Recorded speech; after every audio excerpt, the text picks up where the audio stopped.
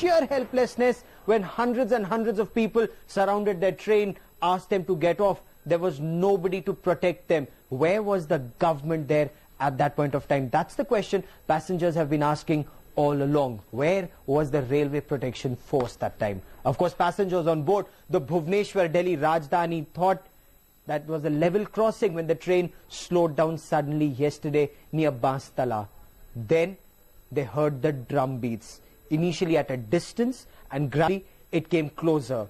Along the tracks, they saw red banners, and suddenly they heard gunshots. Not just passengers on board the Rajdhani, the nation was held hostage by the Maoists yesterday. The crisis lasted over 5 hours. Abhijit Nandi Mojumdar gets you this report from Ground Zero. 27th October 2009, 9:05 a.m. Bhubaneswar. The Bhubaneswar-New Delhi Rajdhani Express chugs out of the Bhubaneswar station. On board are 1,200 passengers. It's business as usual. 2:35 p.m. Banstala. As the Rajdhani nears Kharagpur, it slows down and comes to a halt at Banstala. The driver discovers that Maoist banners and wooden logs are blocking the track. Minutes later, around 500 Naxals armed with axes, swords, bows and arrows surround the train. They smash the window panes, forcibly open the doors and take the driver and co-driver hostage.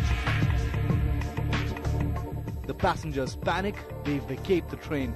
Meanwhile, the rebels scribble their demands all over the train. They want Chhatradhar Mahato, the leader of the Maoist-backed People's Committee Against Police Atrocities, released.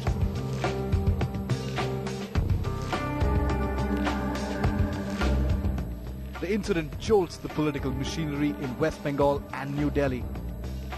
Railway Minister Mamta Banerjee briefs the Home Minister, who in turn speaks to West Bengal Chief Minister Buddhadev Bhattacharya. But on Ground Zero, Maoists continue to hold fort. The Railway Police and CRPF swing into action. The CRPF is told to rush around 150 Jawans to the spot. The state police also pitches in by sending their men to accompany the CRPF.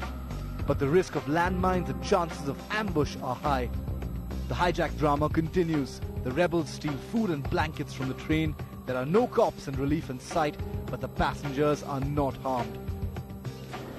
इधर से एकदम पत्थर फेंकना शुरू कर दिया, हाथों में लाठियां और वो लोहे के गंडासे वगैरह थे.